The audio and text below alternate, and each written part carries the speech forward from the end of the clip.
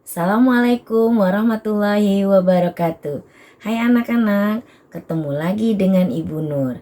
Ya anak-anak, apa kabar hari ini?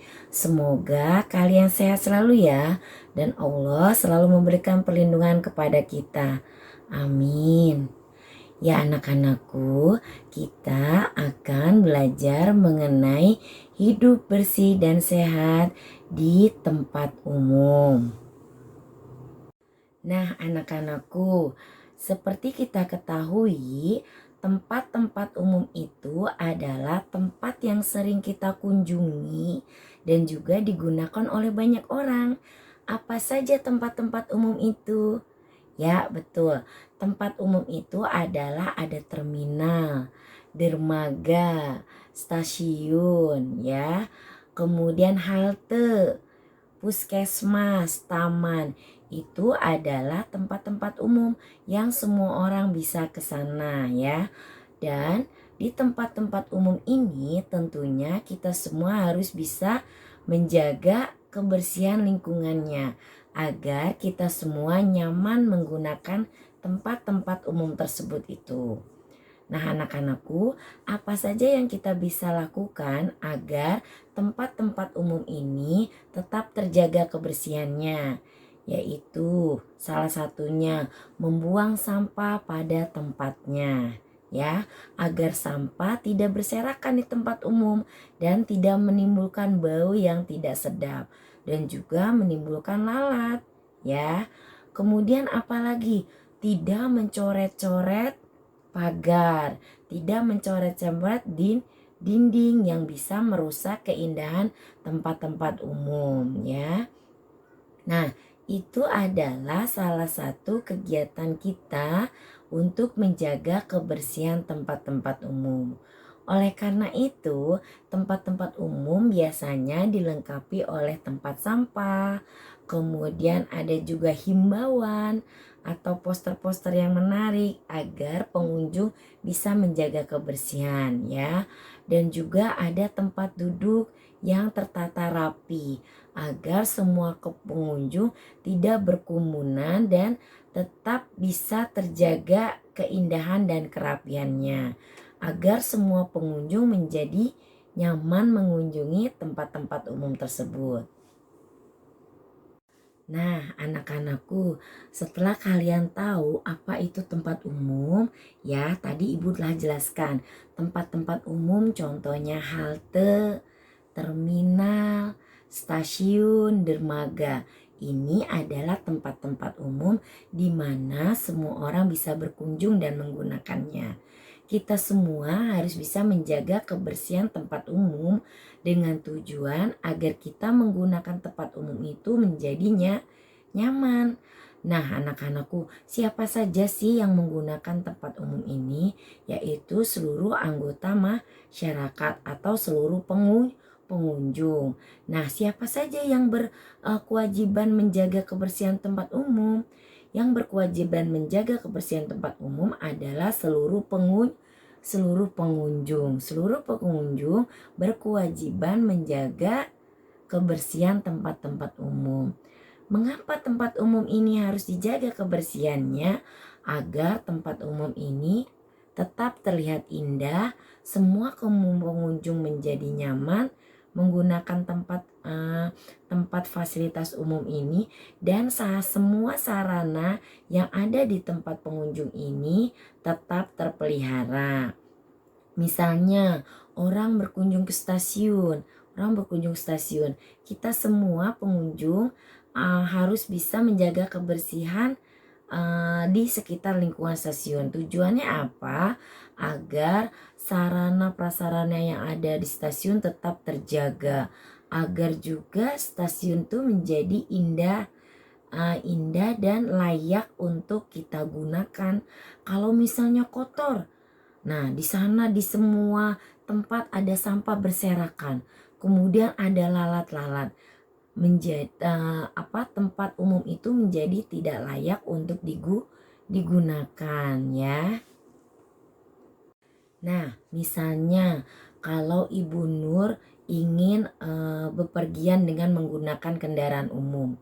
Kendaraan umum tentunya akan adanya kita temukan di terminal bus. Nah, terminal bus itu aturannya apa saja agar tetap terjaga kebersihannya, yaitu kita harus membuang sampah pada tempatnya. Kemudian pengunjung harus duduk pada tempat yang disediakan. Nah, tidak merusak atau mencoret-coret bis ya, bis. Kemudian juga tidak merusak kaca bis ya. Nah, tidak juga menggoyang-goyang bangku. Misalnya bangku yang ada di bis kita rusak, kita goyang-goyang. Nah, itu tidak baik, tidak boleh ya.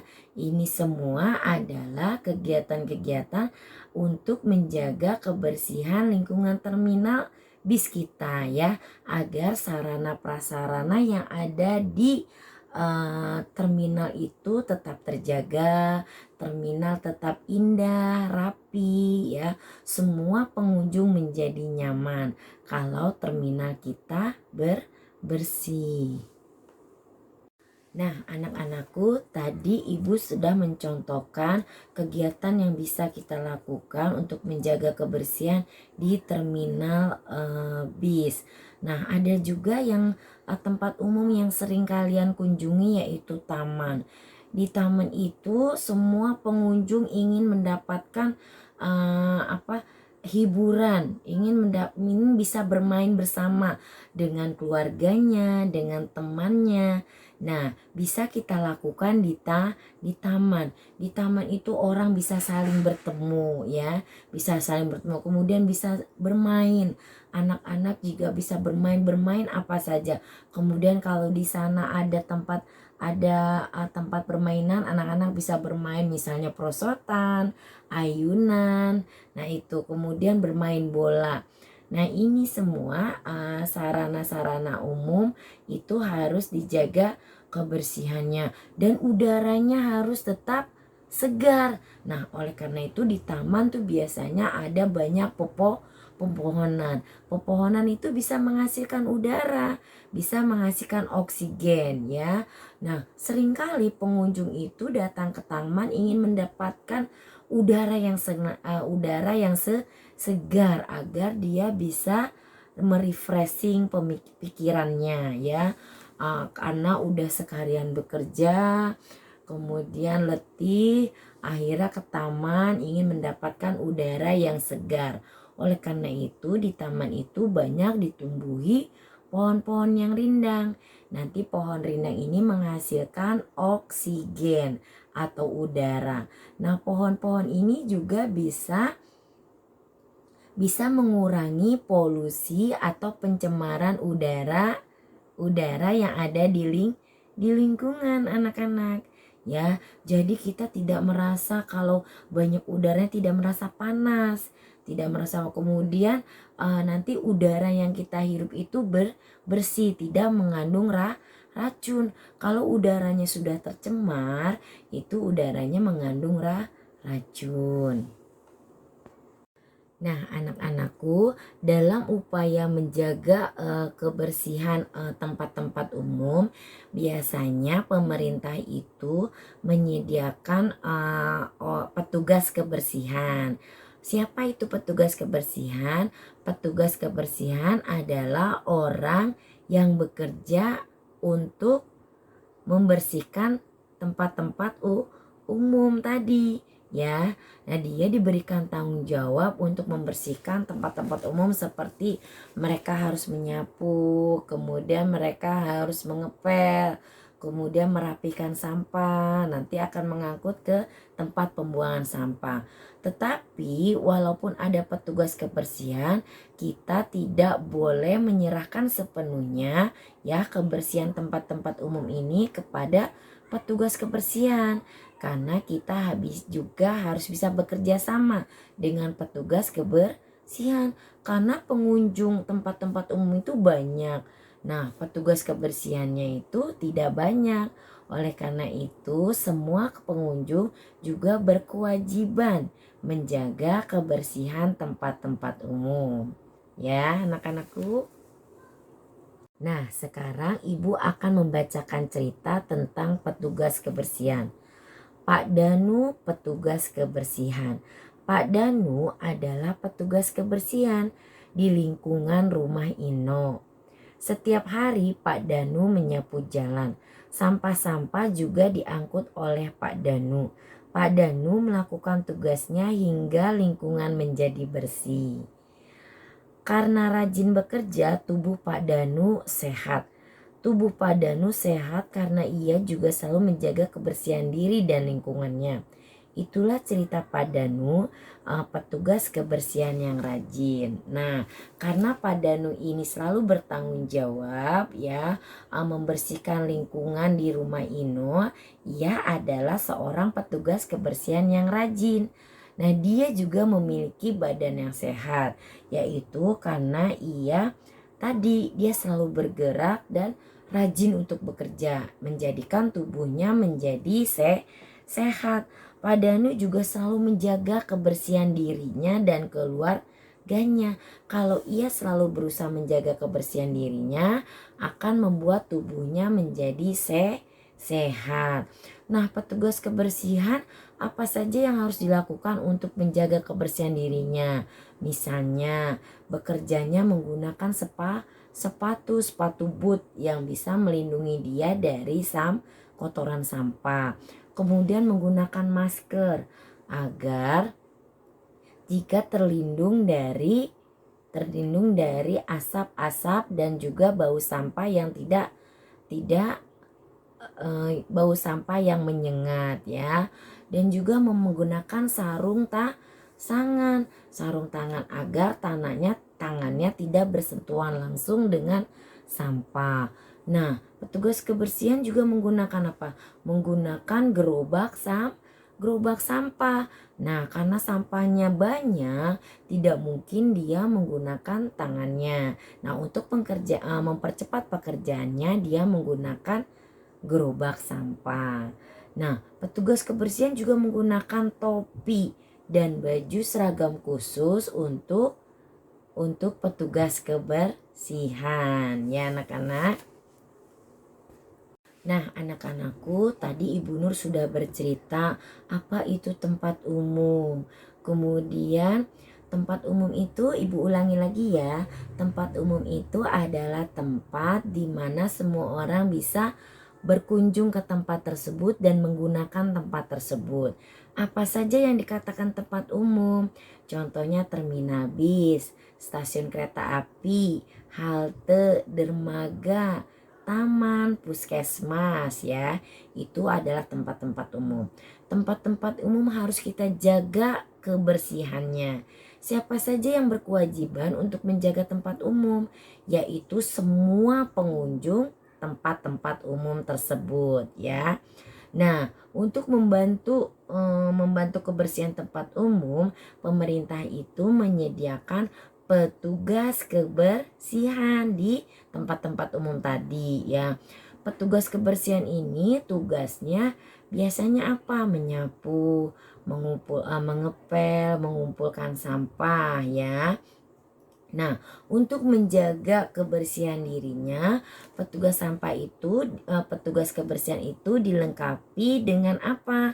Dengan pengaman untuk dirinya, yaitu misalnya sepatu boot agar terlindung dari kotoran sampah. Kemudian menggunakan masker agar tidak mencium bau yang menyengat atau menghirup gas yang keluar dari sampah. Kemudian menggunakan sarung tangan agar tangannya tidak bersentuhan langsung dengan sampah.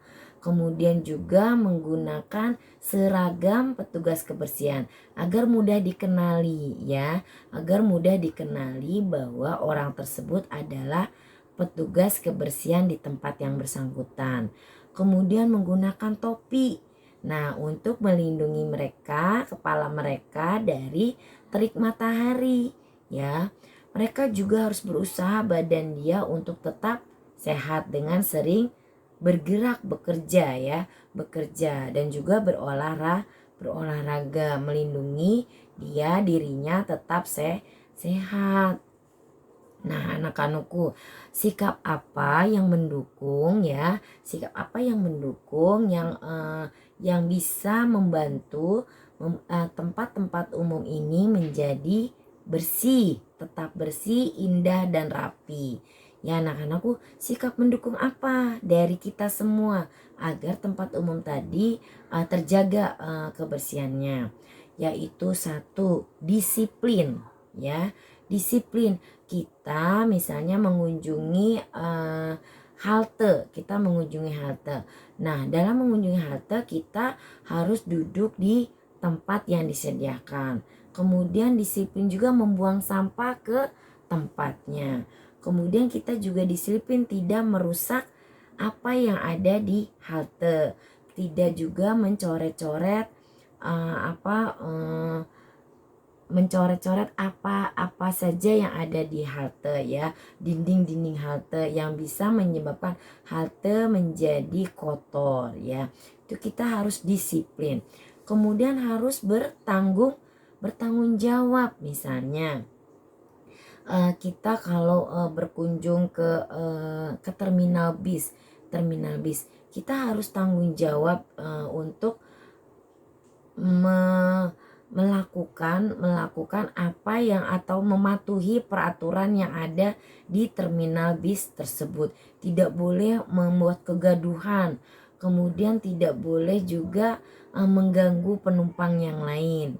Nah, kita juga bisa membayar sesuai dengan tarif. Jadi kita bertanggung jawab, tidak memancing kerusuhan yang bisa mengganggu ketertiban dan kenyamanan pengunjung. Ya anak-anak, itu adalah sikap yang mendukung. Pertama, disiplin, tanggung jawab. Kemudian apalagi bekerja sama. Jadi kita juga harus bisa bekerja sama dengan petugas kebersihan. Jangan misalnya petugas kebersihan yang membersihkan, kita sebagai pengunjung karena kita merasa sudah membayar, kita membuang sampah seenaknya, kemudian kita merusak sarana dan prasarana yang ada di sana dengan seenaknya. Misalnya kita menggunakan toilet umum, kemudian tidak menyiramnya selepas kita buang air kecil misalnya. Nah, itu berarti sikap yang tidak baik. Kita harus bekerja sama dengan petugas kebersihan, bekerja sama dengan karyawan yang ada di terminal bis, misalnya mematuhi aturan-aturan yang ada di terminal bis ya. Yaitu adalah sikap-sikap yang mendukung agar lingkungan tempat-tempat umum itu menjadi bersih. Ya, tadi ya bertanggung jawab, disiplin, kemudian bekerja sama ya.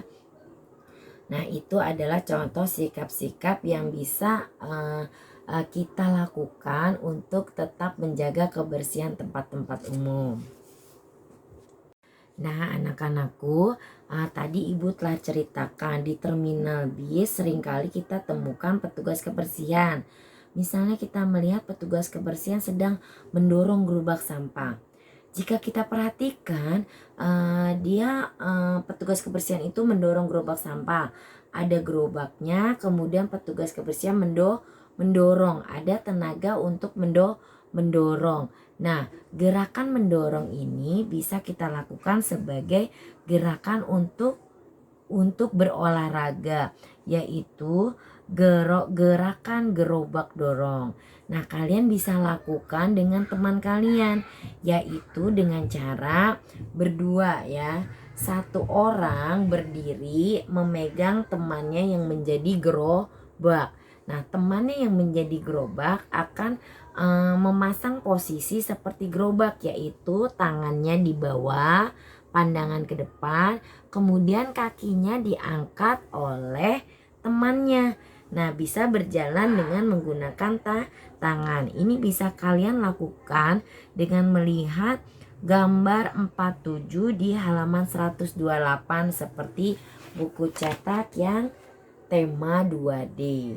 Ya anak-anak, Ini adalah gerakan olahraga menirukan gerakan gerobak dorong. Gerakan gerobak dorong dilakukan oleh 2 orang atau berpasangan ya. 1 orang memegang posisinya berdiri. Nah 1 orang lagi menjadi gerobak dengan tangan diletakkan di bawah atau di lantai. Kedua kaki dipegang oleh temannya yang di belakang. Kemudian bisa berjalan. Gerakan ini bisa melatih otot tangan karena tangan kita digunakan untuk berjalan ya, dan tetap menjaga keseimbangan, juga kerjasama antara teman tersebut ya. Jadi teman yang memegang dengan teman yang menjadi gerobak itu harus bekerja sama ya. Tidak bisa misalnya jalannya lebih cepat sementara yang belakang menahannya. Yang belakang harus mengikuti gerak temannya yang di depan yang menjadi gerobak ya. Seperti gerobak kalau gerobak sedang berjalan maju, nah belakang itu mengikuti atau mendorong. Nah ini kalau yang di sini temannya yang berjalan, belakangnya mengikuti. Anak-anakku, sehari-hari ya, air kita gunakan untuk mandi, untuk masak, kemudian juga untuk minum, ya, kemudian untuk menyiram tanaman, ya. Air ini sangat penting bagi kehidupan manusia. Oleh karena itu, kita harus menjaga air agar tetap kualitasnya baik dan bisa kita gunakan. Air yang bersih itu air yang seperti apa? Air yang jernih yang tidak berbau, kemudian tidak mengandung gas yang atau zat yang beracun ya, tidak mengandung zat yang beracun berbahaya. Itu air sehat yang bisa kita gunakan. Sumber airnya tuh biasanya air apa? Air sumur, air pam kalau bagi kita yang tinggal di perkotaan. Bagi penduduk desa, sumber air itu bisa didapat dari air sumur dan sungai ya. Sungai jika airnya jernih bisa digunakan. Nah, anak-anakku, sekarang kita akan melanjutkan lagi belajar mengenai bangun ruang ya, mengenai bangun ruang. Ibu Nur ingatkan lagi dalam pertemuan sebelumnya, Ibu Nur telah menjelaskan bangun ruang itu adalah bangun yang memiliki panjang, lebar, tinggi. Nah, karena dia memiliki tinggi, kemudian dia juga memiliki ketebalan. Karena dia tebal, dia membuat Nah, anak-anakku, di tempat umum biasanya kita sering mengunjungi toilet atau kamar mandi umum. Nah, di kamar mandi banyak yang kita temui misalnya kolam. Nah, anakku, kolam ini kalau kita hubungkan dengan bangun ruang, kolam bisa berbentuk seperti balok. Jadi yang permukaannya persegi panjang itu berbentuk balok. Ada juga kolam yang berbentuk kubus. Kolam yang berbentuk balok dia memanjang. Kemudian juga ada kolam yang berbentuk kubus. Nah, kolam yang berbentuk kubus ini memiliki rusuk yang panjangnya sama ya. Beda dengan kolam yang berbentuk balok atau memanjang. Nah, ini memiliki rusuk yang panjangnya berbeda.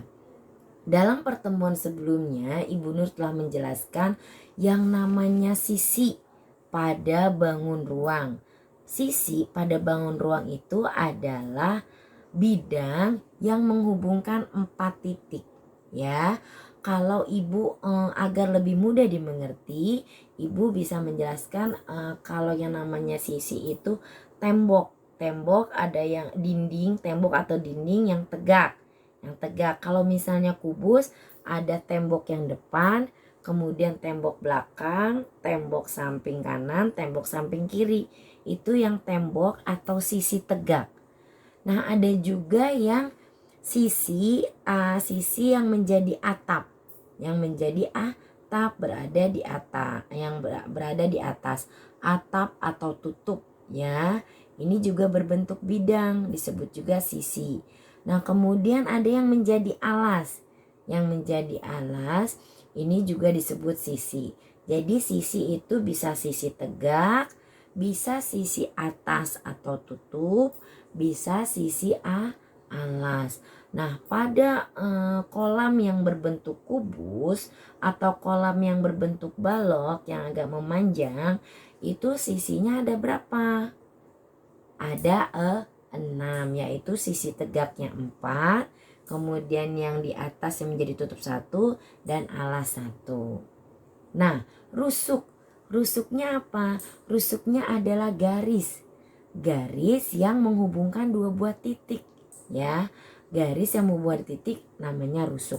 Kalau dibangun datar namanya ruas garis ya.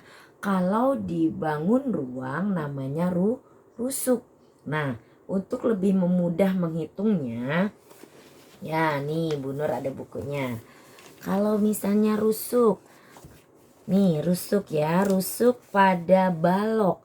Rusuk pada balok. Untuk memudahkan menghitungnya kita mulai dari yang rusuk tegak, yang berdiri. 1, 2, 3, 4. Yang berdiri ada 4. Kemudian yang mendatar atau istilahnya horizontal. Kalau tegak berdiri namanya vertikal. Kalau mendatar namanya horizontal. Nah, kita hitung yang mendatar. 1 di depan, kemudian belakang 2, depan atas 1, belakang atas 1. Jadi 4. Yang tegak 4, kemudian yang mendatar 4, udah 8. Nah, sekarang rusuk atau garis atau ruas garis ya yang miring. Hitung 1, samping kanan, samping kiri 2, itu yang ada di bawah. Sekarang samping kanan yang atas 1, 2. Jadi ada 4. Nah, tadi sudah 8 tambah 4. Jadi jumlah rusuknya ada 12 ya, betul ya. Nah, sekarang kita lihat lagi. Ada pertanyaan, bentuk sisi alas. Bentuk sisi alas. Nah, kalian ini lihat bentuk sisi alasnya apa? Nah, ini bentuknya adalah apa? Persegi panjang. Kalau digambar itu seperti jajaran genjang, karena kalau digambar kelihatan miringnya. Tetapi balok itu tidak miring sebenarnya. Ya, dia sebenarnya sejajar ya, tidak miring. Oleh karena ini bentuk alasnya adalah persegi panjang. Bentuk sisi alas adalah persegi panjang. Bentuk sisi atas. Nah, alas itu di bawah. Atas itu apa? Nah, atasnya kalau alasnya persegi panjang, atasnya juga harus sama. Itu salah satu ciri dari balok. Ya, bentuk tutup sama bentuk alas sama, yaitu persegi panjang. Nah, yang ketiga, bentuk sisi tegak. Nah, bentuk sisi tegak. Nah, ini sama bentuk sisi tegak. Ini kalau ukurannya sama, dia bentuknya persegi ya. Ini sepertinya panjangnya sama, bentuknya persegi ya. Berarti yang di sebelah kiri persegi, yang sebelah kanan juga persegi. Nah, bentuk banyaknya sisi. Banyaknya sisi tadi ada, kalau sisi itu ada yang jadi tutup 1, ada yang jadi alas 1. Kemudian dinding atau tembok yang di sebelah atau disebutnya sisi tegak. Di sebelah kanan 1, kiri 1, depan 1, belakang 1. Berarti semuanya sisinya ada 6. Ya, ada 6. Banyaknya titik sudut. Nah, titik sudut kalau Ibu Nur itu pertemuan dari pertemuan dari garis atau pertemuan dari rusuk kalau di bangun ruang. Pertemuan dua buah atau bahkan lebih rusuk itu adalah titik sudut. Adalah titik sudut. Nah, titik sudut itu untuk memudahkan kita mengingat namanya pojokannya. Pojokannya kita hitung ada berapa. Nah, di bawah ini pojokannya 1, kemudian 2, 3, 4. Yang atas 1, 2, 3, 4 ya. Jadi titik sudutnya ada 8. Nah ini kita coba ya, kita kerjakan yang bangun limas. Limas. Ini 5 segi 4. 5 segi 4 karena alasnya bentuknya segi 4. Bentuk sisi alas. Alasnya bentuknya apa? Segi 4. Segi 4. Kalau misalnya di sisinya sama persegi boleh. Jawabnya persegi ya. Kalau misalnya bingung ini panjangnya sama atau enggak, segi 4 aja nggak apa-apa. Segi 4. Bentuk sisi atas. Nah, atasnya itu maksudnya yang tegak ya. Sisi yang tegak, tembok yang tegak ini dia agak miring kan karena atasnya itu kuncup. Jadi temboknya itu miring ya, sisinya miring. Ada berapa? Karena alasnya segi 4 berarti sisi tegaknya juga ada 4. Karena ini segi 4 alasnya bentuknya segi 4, maka sisi tegaknya bentuknya jumlahnya 4. Kemudian jadi jumlah banyak sisi berapa? Banyaknya sisi ada 5, yaitu sisi tegaknya 4, 1, 2, 3, 4. Kemudian yang alas 1. Jadi ada 5 sisinya. Banyaknya rusuk atau ruas garis ya. Banyaknya rusuk, hitung dari bawah dulu yang jadi alas rusuknya ada berapa? 1, 2, 3, 4. Kemudian yang tegak, yang sisi tegaknya ada berapa? 1, 2, 3, 4. Berarti rusuknya ada 8. Banyak titik sudut. Nah, pojokannya ya, pertemuan garisnya pojokan di satu titik itu namanya titik sudut. Ada berapa? 1, 2, 3, 4, 5. Ada 5 titik sudutnya. Ya, anak-anak sampai di sini dulu pertemuan dengan Ibu Nur. Semoga apa yang telah Ibu berikan dapat kalian pahami. Dan apabila ada kesalahan, Ibu Nur mohon dibukakan pintu maaf yang sebesar-besarnya. Semoga pelajaran kali ini menyenangkan ya. Sampai ketemu lagi besok. Wassalamualaikum warahmatullahi wabarakatuh.